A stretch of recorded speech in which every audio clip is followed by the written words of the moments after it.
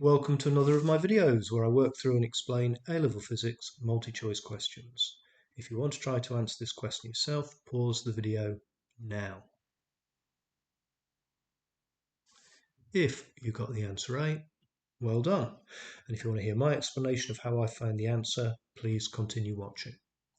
So a short copper rod R is placed on a pair of thick horizontal parallel copper rails. There's the rails. A horizontal magnetic field exists in the direction shown by the dashed arrows. There's the magnetic field. The diagram shows the apparatus when viewed from directly above.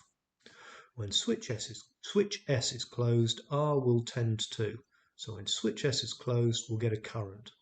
And we need to remember we're going to get a current that runs from positive all the way through those rails, down the rod, down to negative. So I can draw on there the current is in that direction down the page.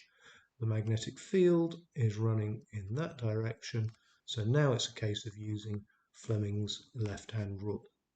And Fleming's left-hand rule shows us that if the force is in that direction, we need a magnetic field in that direction and a current in that direction. You now need to get out your thumb, first and second finger, and manipulate those to the correct direction of this page.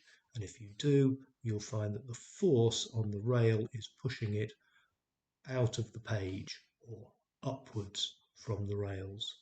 Answer A.